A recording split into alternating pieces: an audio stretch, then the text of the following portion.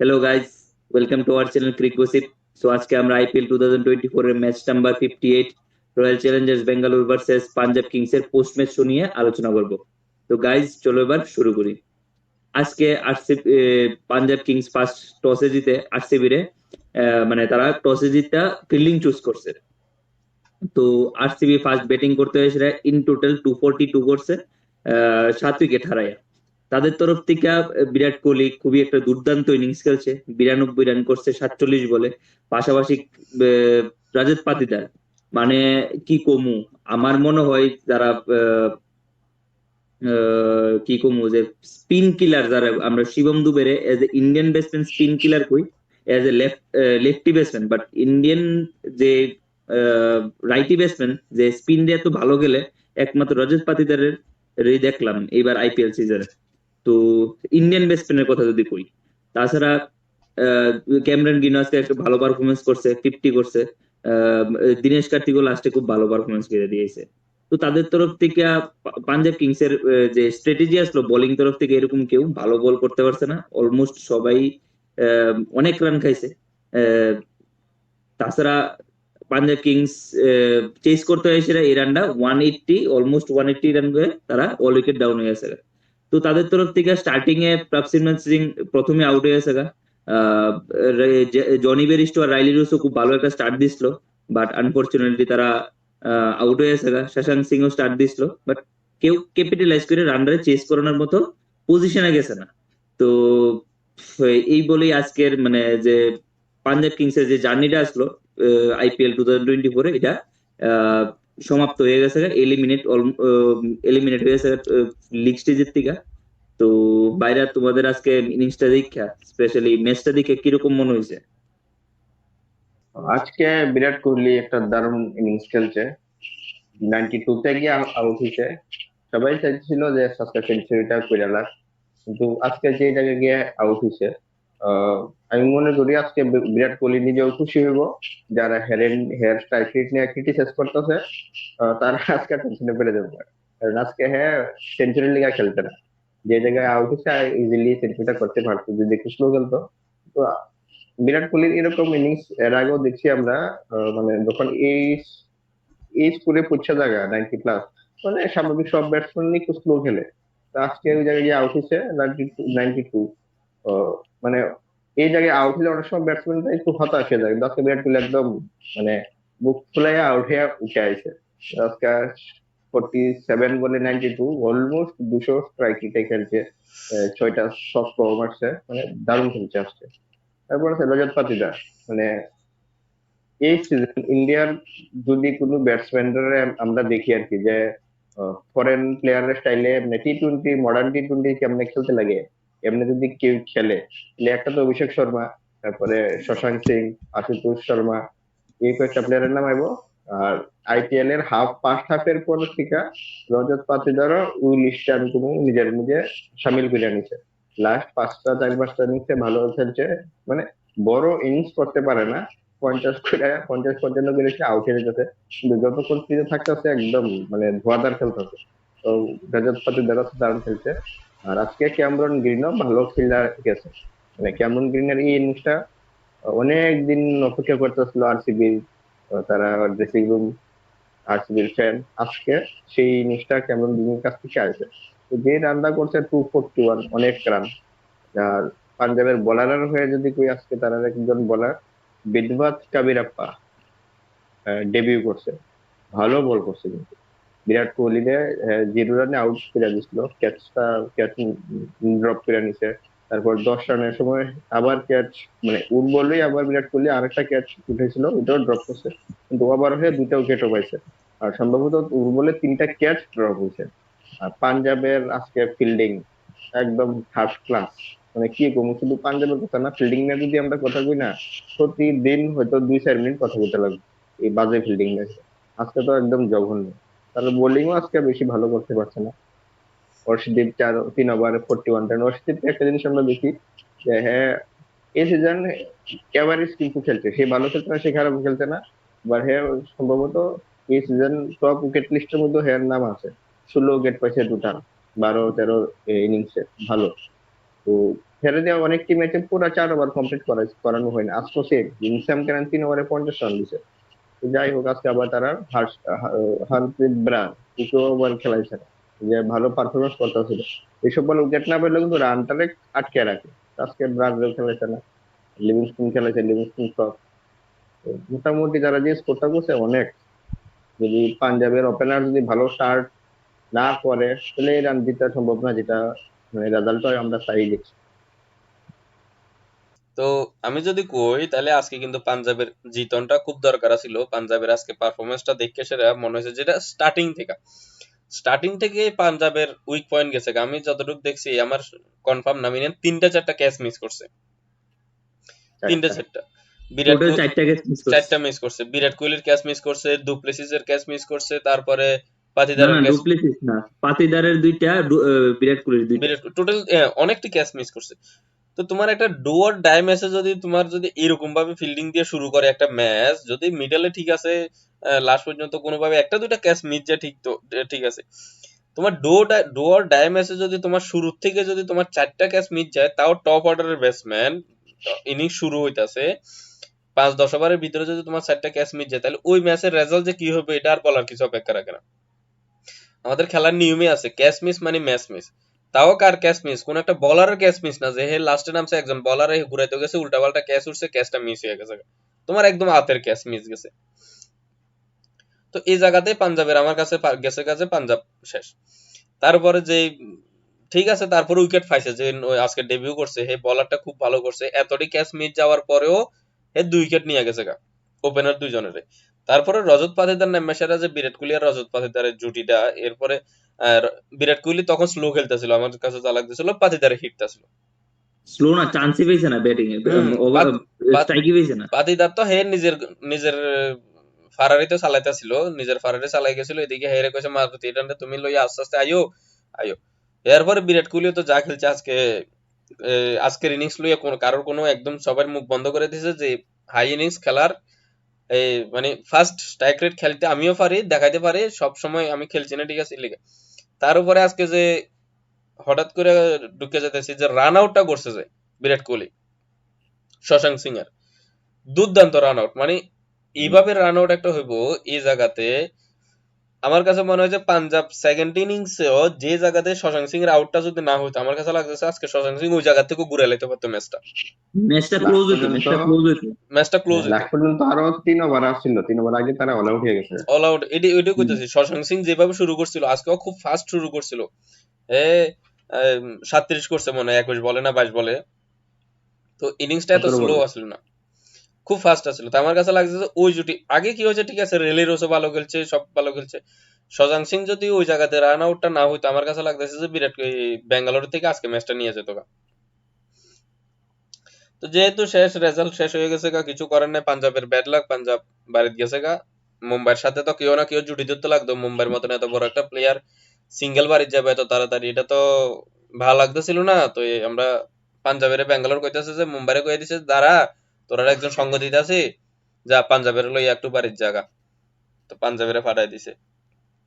তো এখন দেখা যাক, যেটা আমরা গত ডেটও ডিসকাস করছিলাম যে কতটুকু জানি না, যে ব্যাঙ্গালোরের এখন যদি বাকি ম্যাচগুলো জিতে খুব হাই রান রেটে জিততে লাগবো, যেটা আজকে মোটামুটি কাভার হয়ে গেছে। আজকের ম্যাচটা আমরা নিতে পারি যে রান রেট অনেক ভালোভাবেই জিতছি, নেন রান রেট। তো আগামী নেক্সট 2টা ম্যাচে যদি পজিটিভে গেছে আজকে রান রেট হ্যাঁ, 0.20। অনেক অনেক অনেক গেছে, রান রেটও ভালো খেলছে, প্লাস অপোজিশনের অল আউট করে দিছে। তো ওই জায়গাতে রান রেট অনেক ভালো পাইবো। তো বেঙ্গালোর তো ঠিক আছে, বেঙ্গালোর নিজের রাস্তাটা বানাইতেছে। তো পাঞ্জাব আজকে হারার, যদি আজকে আমরা কই যে পাঞ্জাব হারছে, এক তো আমি যেটা কইছি যে শুরুর থেকে তারা রান আউটে ক্যাচ মিস করছে, প্লাস আমরা যদি পাঞ্জাবের ব্যাটিং লাইন আপ তো দেখি, পাঞ্জাবের যারা যারার উপর ভরসা করছে তারা আবার ফেল। ঠিক আছে, যেমন রেলি রোসো আজকে ভালো খেলছে, ঠিক আছে, যেমন লিভিংস্টন যেই শুরুটা দিছে সেম আজকে এই অবস্থা। তো বেরিস্টো বেশি মনে হয় আগাইতে পারছে না, রেলি রোসই কিছু করছে, শশাঙ্ক সিং কিছু করছে, আর লাস্টে যে হাত পাল্লা এটা এরা যদি আমাদের বেবি কি কমু আর আমাদের ক্যাপ্টেন হে কিছু করছে, কারণ নাহলে কারেন স্যাম কারেন যেটি হোক, তো এ কিছু করছে, তারপর টাইম নিয়ে যাইতে পারছে। কিন্তু স্কোরটা এমন বেশি পাঞ্জাবের, যদি তাদের যদি লিভিংস্টন আর জনি বেরেস্টো যদি কিছুটা সাপোর্ট দিত, আমার কাছে লাগে যে স্কোরও কিছু বেশি না পাঞ্জাবের কাছে। হার্ড হিটার ব্যাটসম্যান আছে, এমন না যে তারা স্লো ব্যাটসম্যান আছিল, যে এত রান 200-250 স্ট্রাইক রেটে খেলে না প্লেয়ার নাই পাঞ্জাবের কাছে ভালো স্ট্রাইক চেস রেটে করতে খেলে, পারতো, চেস করতে পারতো, যে ব্যাটসম্যান যে ব্যাটিং লাইনে বাসলো আরামসে চেস এই করতে সব আরামসে পারতো। চেস করতে পারতো। কিন্তু মানে এত বড় রান চেস করতে গেলে ওপেনার দুইটা ছিল। যে ইনিংসটা 262 চেস করছিল, ওই যে ইনিংসটাতে হ্যাঁ, বেরিস্টো লাস্ট অব্দি আসলো। আর বিয়ারস্টো লম্বা আসলো খেলুক আর আর প্রাপসিমিরনও স্টার্টিংটা বাম্পার করছিল। হ্যাঁ, লম্বা খেলুক আর না খেলুক, বলতে একটা ভালো স্টার্ট দিতে হইব, কারণ নাইলে তো উইকেট পড়ার চান্সেস অনেক বেশি হয়ে যাবে। তবে হ্যাঁ, পাঞ্জাব পাঞ্জাব ম্যাচ হারছে ক্যাচের কারণে। ক্যাচ যতটি মিস করছে 4টা ম্যাচে, কারণ রাজত পাতিদার ড্রপ অন 0, বিরাট কোহলির ড্রপ অন 0, বিরাট কোহলির আবার 10 রানেও একটা উইকেট একটা ক্যাচ ছাড়ছে। তো পাঞ্জাবের অলমোস্ট ক্যাচের কারণে ম্যাচটা হারছে। তাছাড়া পাঞ্জাব একটা টেকটিক্যাল মুভের থেকেও, মানে টেকটিক্যাল মুভের কারণেও হারছে। কিরকম টেকটিক্যাল মুভ আমার লাগছে, যে হারপ্রীত ব্রার মানে টিমে থাকা দরকার আসলো, স্পেশালি মানে ফার্স্ট মানে বোলিং ডিপার্টমেন্টে থাকা দরকার আসলো, কারণ যে বেঙ্গালুর স্পেশালি বিরাট কোহলি যতই মানে কোক, বিরাট কোহলি, ডুপ্লেসিস, বাকি যারা যারা ব্যাটসম্যান আছে, মোটামুটি অলমোস্ট তারা স্পিনারের কাছে ফাঁসা জায়গা। তো ওই জায়গাতে হারপ্রীত ব্রারও কিন্তু বেঙ্গালুরের এগেনস্টে ভালো রেকর্ড আসলো। তো আর হারপ্রীত ব্রারের পারফরমেন্স এরকম খারাপ আসলো না যে হেরে টিমের থেকে বাইরে করে দেওয়া ঠিক হইছে। তো আমি মনে করি হারপ্রীত ব্রার টিমে থাকা দরকার আসলো, সেই কারণে তারা মানে অনেকটা ল্যাক অফ বোলিং, যে যে ইম্প্যাক্ট দেওয়ার কথাটা আসলো, এটা হইতে পারছে না। তাছাড়া তারা একটা জিনিস দেখো, হর্ষল প্যাটেল কিন্তু আন্ডার দ্য রেডার, মানে আন্ডার রেটেডলি সবাই ভালো বল করে দিতেছে, মানে কনস্ট্যান্টলি, হয়তো বা রান বেশি গাইতেছে, বাট উইকেট কিন্তু নিয়ে দিতেছে অলমোস্ট। হর্ষল প্যাটেলও কিন্তু লিডিং উইকেট টেকার এবার আইপিএল সিজনে। ডেথ ওভারে যারা বল বল করবো তারা তারা উইকেট অলমোস্ট 10 পাইবো। রান করে খাইতেই পারে। হ্যাঁ, আর উইকেট পাইবো এই উইকেটও জায়গাতে। হুম। ফেলায়। আর এত বিশেষ স্পেশালি, করে এত যারা স্পেশালি স্লো বল যারা করে না, তারা এই সময় উইকেট পাইবই। আর আমি হর্ষল প্যাটেল আমি ভালো বল করছে লাস্ট হ্যাঁ, কয়েকটা ম্যাচে। হ্যাঁ। আর আর আমি মনে করছিলাম যে আরসিবি একটা টেকটিক্যাল মুভেতে মিসেস হলো, যে আজকেও তারা বেশেক বিজয় কুমার খেলাইছে না। বেশেক বিজয় কুমার এইসব পিচের ভিতরে, মানে বেশেক বিজয় কুমার যে স্লোয়ার বোলার, তারা তার একটা মানে আজকে জিততে গেছে দেখে হয়তো বা এটা নিয়ে ডিসকাস হইতো না, কিন্তু বেশেক বিজয় কুমার যে লাস্ট কয়েকটা ম্যাচে ভালো পারফরমেন্স করছে, যতটুকু ম্যাচ চান্স পাইছে একটা হয়তো বা খারাপ পারফরমেন্স করছে, বাকি দিতে ভালো পারফরমেন্সই করছে। তো দেখছো নি আজকে দেখো, মানে আরসিবি যে সেকেন্ড ইনিংসে খেলছে, অলমোস্ট সবাই কিন্তু স্লোয়ার বলই করছে, যেমন লকি ফার্গুসন কো, এরপরে সিরাজও লেগ কাটার করার অনেক ট্রাই করছে পাশাপাশি। তো এই জায়গাতে আমার কাছে লাগছে তারা বেশেক বিজয় কুমারের খেলানোর দরকার আসলো। যাক, জিততে গেছে, আর এটা নিয়ে ডিসকাস করে লাভ নাই। তবে তবে রাজীব, পাঞ্জাব, পাঞ্জাব একটু পাঞ্জাব পাঞ্জাবের নিয়ে যদি কথা বলতে, হুম, পাঞ্জাব তারা লাস্ট 10 বছরে হুম, একবারও কোয়ালিফাই করতে পারছে না। মানে একবার কোয়ালিফাই কন্টিনিউ করতে 10 বছর তারা লিস্টে স্থিতি বাইরে। মানে এটা কিন্তু একটা মানে অনেক টাইম কন্টিনিউ 10 বছর, মানে লাস্ট সম্ভবত 2015-তে তারা সেমিফাইনাল বা প্লে অফসে খেলছিল, ফাইনাল যখন খেলছিল। ম্যাক্সওয়েল আর মিলার, জর্জ বেলি ক্যাপ্টেন ছিল। তো এটা অনেক লম্বা টাইম একটা, মানে ম্যাক্সওয়েল আর ওখানের ম্যাক্সওয়েল অনেক ডিফারেন্স। আর পাঞ্জাবের আরেকটা জিনিস যেটা 2023 থেকে যেটা চলে আছে, তারা তার হোম গ্রাউন্ডে ম্যাচ জিতে না। মানে 2023 থেকে তারা মোহালিতে 5টা ম্যাচ খেলছে হোম গ্রাউন্ড, 5টাতে জাস্ট একটা দিচ্ছে। মানে মুলানপুর, এই হোম গ্রাউন্ডে তারা 5টার থেকে জাস্ট একটা দিচ্ছে। ধরমশালাতে 4টার থেকে একটাও দিচ্ছে না। মানে টোটাল তারা হোম গ্রাউন্ডে 2023 থেকে 14টা ম্যাচের মধ্যে জাস্ট 2টা দিচ্ছে।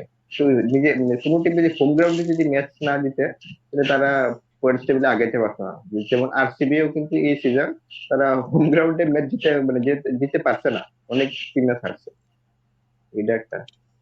তো সবাই তো কাবিয়া মারানের কথা দিকে চিন্তা করে, কাবিয়া মারান কষ্ট পেলে কষ্ট লাগে, আনন্দ হইলে আনন্দ লাগে। আমাদের প্রীতি জিন্টার কথা কিন্তু কেউ কয় না, প্রীতি জিন্টার যে কি হাল প্রীতিদের অবস্থা। ডাকবে চুনা লাগা দিয়া, চুনা চুনা ম্যাক্সওয়েল যেমন চুনা লাগাইছে, লিভিংস্টোন প্রীতি সেন্টারে চুনা লাগাইছে। তো মানে প্রীতি সেন্টার টিম সিলেক্ট করতেছে মোটামুটি অলমোস্ট ভালোই, কিন্তু তারা মানে ওই যে লাইনটা ক্রস করতে পারছে না। পাঞ্জাব কিন্তু অলমোস্ট এবার সিজনে 19th ওভারে অলমোস্ট মানে পাঁচ এটা ছয়টা ম্যাচ তারা হারছে। তো তারা পাঞ্জাব শুধু এই সিজন না, তারা লাস্ট কয়েক সিজন ধরে এই এন্টারটেইনমেন্ট করে, মানে অডিয়েন্স দারুণ, মানে লাস্ট পর্যন্ত ফাইট। আজকে ফাইট করতে পারছে না, আজকে আজকে এরা ফাইট করতে পারছে আজকে ফাইট করার আগে এরা হাল ছেড়ে দিচ্ছে। হেরে গেছে। তুমি যদি তো লাস্ট কয়েকটা সিজনে যদি কোন যায় যে লাস্ট মুহূর্তে যায় হারছে কেডা, ওটাতে পাঞ্জাবের মনে হয় যে নাম্বার 1 আইবো।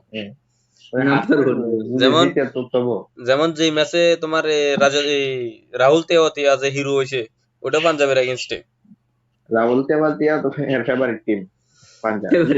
পাঞ্জাব দেখলো আত্মা এবারে তার ভিতরে একটা। যাক, আচ্ছা, তবে এবার জিতেশ যদি শর্মার নিয়ে কি জানি জিতেশ শর্মা, হ্যাঁ জিতেশ শর্মার মানে কি কমু, জিতেশ শর্মা যে এত খারাপ পারফরমেন্স করবো মানে এটা ভাবার বাইরে আসলো। এ মানে কি কন্টেন্ডার আসলো ইন্ডিয়ান টি-20 ওয়ার্ল্ড কাপের লিগে, যে এত খারাপ পারফরমেন্স। মানে মানে আমারও জিতেশ শর্মা জানি হেও নিজের ডিসগাস্টেড ফিল করতেছে, বাট কি কমু এত খারাপ পারফরমেন্স, ইন্টেন্ট দেখাইতেছে, বাট ইন্টেন্ট দিয়ে রান আইতাছে না, রান লাস্ট একদম কিছু রান ম্যাচে আইতাছে না। ইন্টেন্টও দেখা যাচ্ছে না। মানে না প্রথম প্রথম একটা ম্যাচে দুইটা বাউন্ডারি মানে বিগ হিট মারছে, তারপরে যে বলটাতে আউট হইতো একদম হুম, মানে বাজে বল, ফুলটাস বল, বাজে বল শর্ট বল, বাজে মানে বল। এমন বাজে বলে আউট হতো, হ্যাঁ আউট হয়েছে না, হ্যাঁ নিজেও লজ্জা ফিল করতো। মানে মানে গ্রাউন্ডে দেখা যেত এটা আউট হয়েছে, বয়া যেত গা, মাথা যেত, হাইট দিত। এটা ফার্স্ট এই আইপিএল এ প্রথম দিকে লাস্ট 5-6 ম্যাচের মধ্যে তো হ্যাঁ মানে কি হইতেছে হ্যাঁ নিজে বুঝতেছে না। যখন প্লেইং ইলেভেন আছে, প্লেইং ইলেভেনে আসলো না, আমি ভাবছি হয়তো আজকে হ্যাঁ ড্রপ করছে, কিন্তু আমি কারণ প্রথম সময় এইসব এই কথা কিছু বুঝতে না। পরে যখন সাবস্টিটিউট 5টা প্লেয়ার নামায় তখন দেখছি হ্যাঁ আছে, কিন্তু না তো আজকেও হ্যাঁ খেলাইবো, কারণ সাবস্টিটিউট 5টা প্লেয়ারের মধ্যে হ্যাঁ ওই একটা ব্যাটসম্যান আসতো ইন্ডিয়ান, তো হ্যাঁ খেলাইবো, হ্যাঁ খেলাইছে। তো আজকেও ফার্স্ট বলে মানে যে একটা ইন্টেন্স নিয়ে আয়ে ঠিক আছে, কিন্তু ফ্লপ, মানে ফ্লপ কি ফ্লপ, এত ফ্লপ লাস্ট কোন প্লেয়ার হয়েছে আমি জানি না। ম্যাক্সওয়েলও ফ্লপ ঠিক আছে, ম্যাক্সওয়েল কিন্তু প্রতিটা ম্যাচ খেলছে না, কিন্তু ম্যাক্সওয়েল আবার এক দুটা ম্যাচে বল করে সেটাও উইকেট পাইছে। মানে হুম। তো জিতেশ শর্মা একদম মানে সুপার ডুপার ফ্লপ।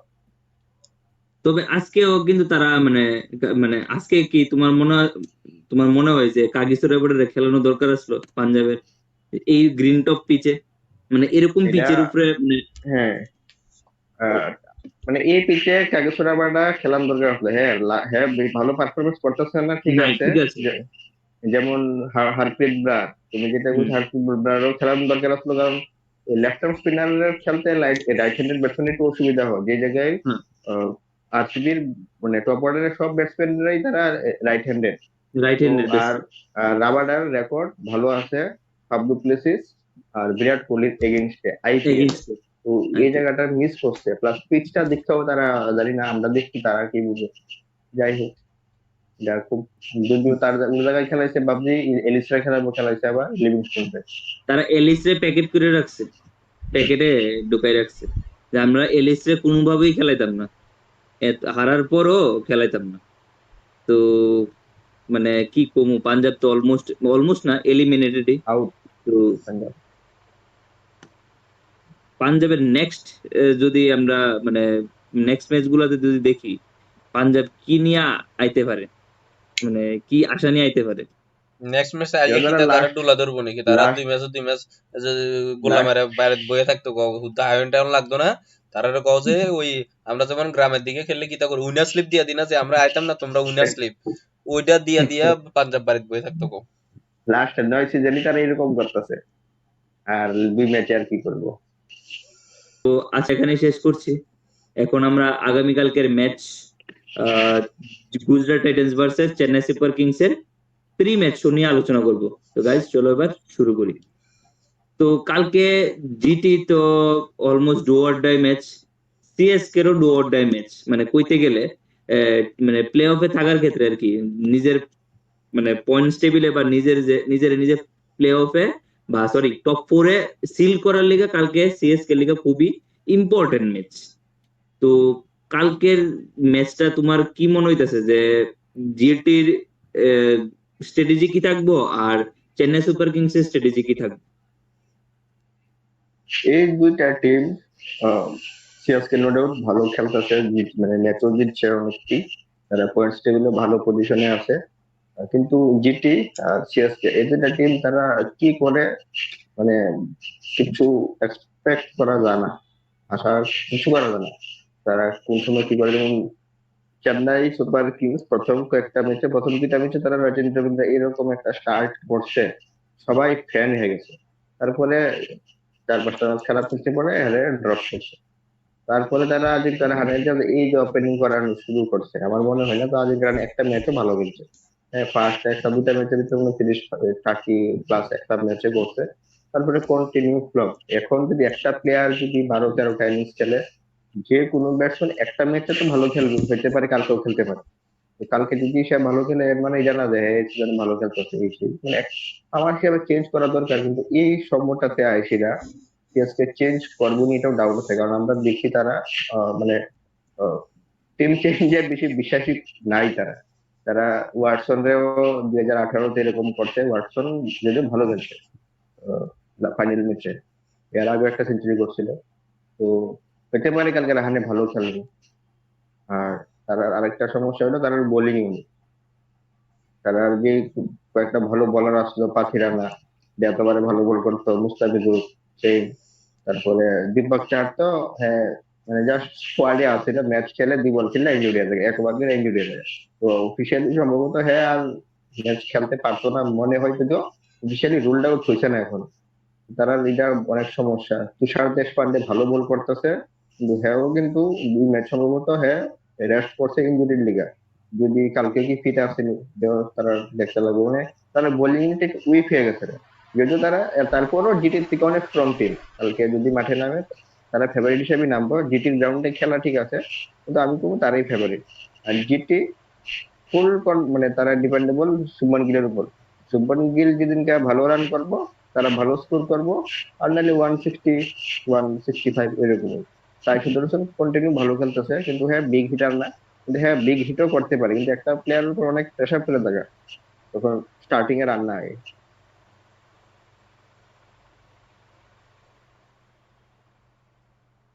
সব কিছু পেয়েছে।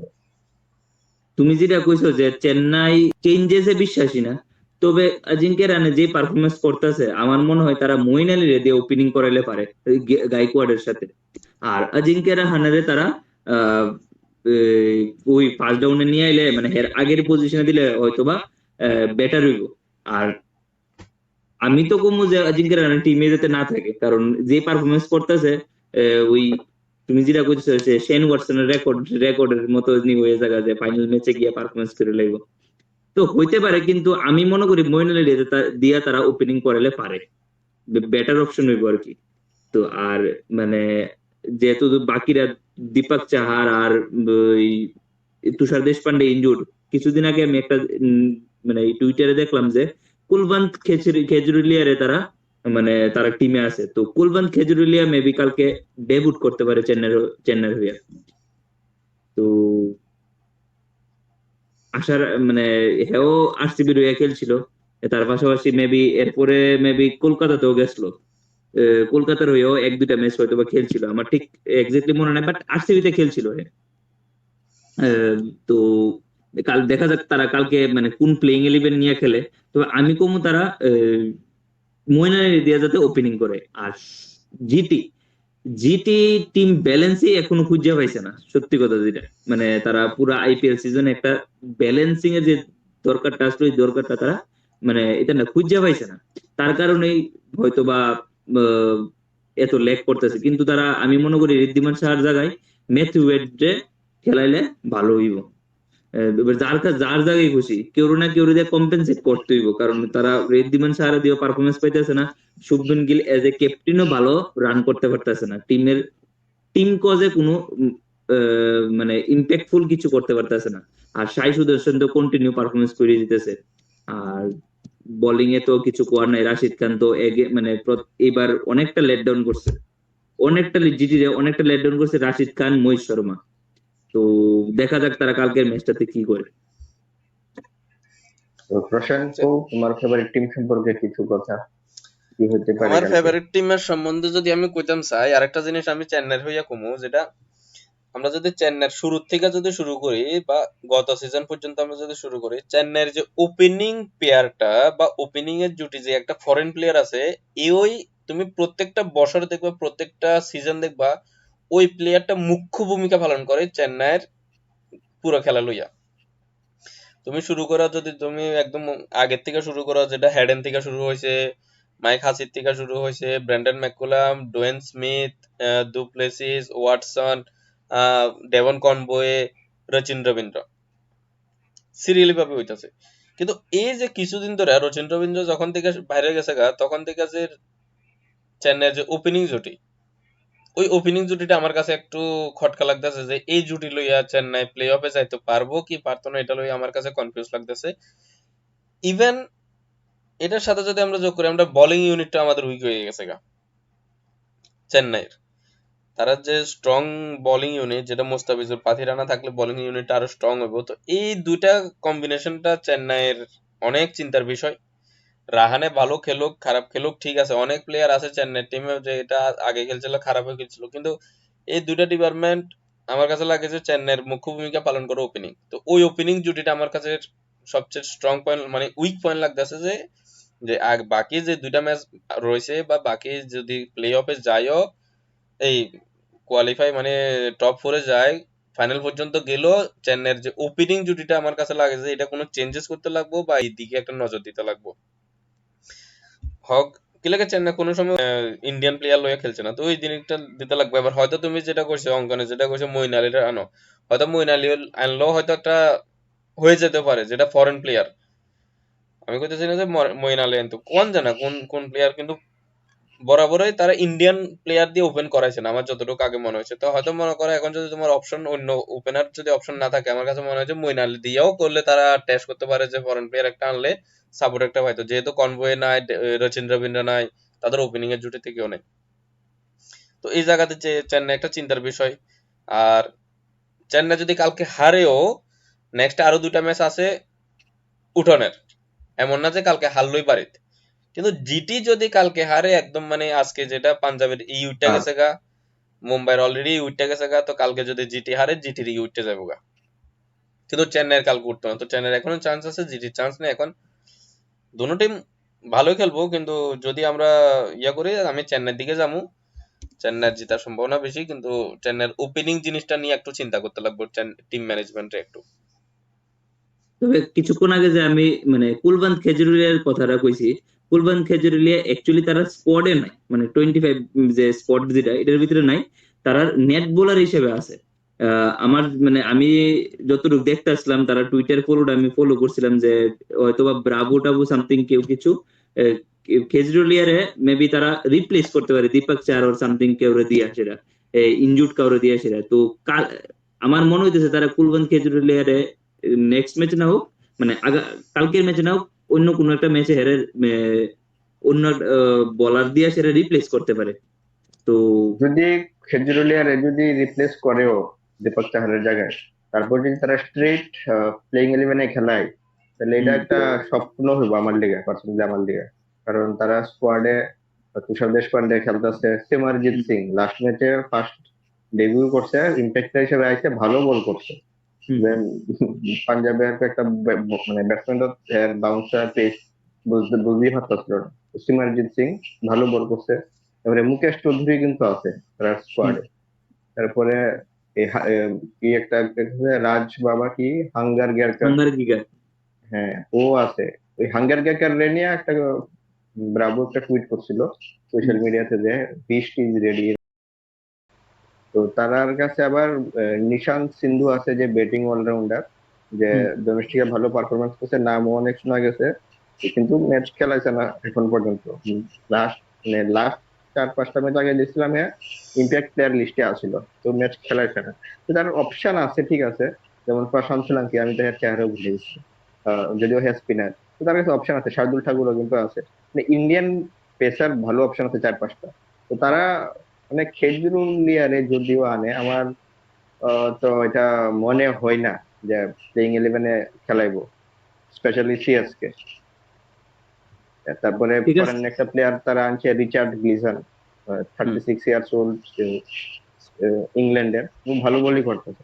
তো অপশন আছে, কিন্তু ওই যে প্রার্থীরা না, মুস্তাফিজুর হুম।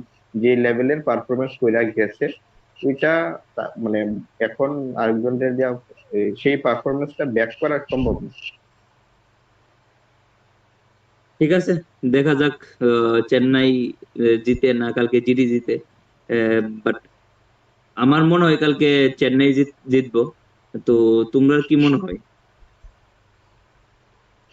আমি তো কইলাম আহ, খেলা ঠিক আছে চেন্নাই। জিটির হোম গ্রাউন্ডে, কিন্তু ফেভারিট চেন্নাই থাকবো, আর চেন্নাই জেতার চান্সই বেশি। আমি কিন্তু চেন্নাই 70%, জিটি 30%। ঠিক আছে, প্রসেনজিৎ তো আমরা জানি অলওয়েজ সিএসকে ফ্যান, তো ইয়েলো সিএসকে ইয়েলো সাপোর্ট 30 করবো। পিলো। হ্যাঁ, কিন্তু আছে দুটো ইয়েলো।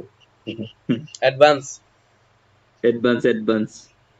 ঠিক আছে, দেখা যাক আজকের ভিডিওটা। ঠিক আছে, আজকের ভিডিওটা এখানেই শেষ করছি।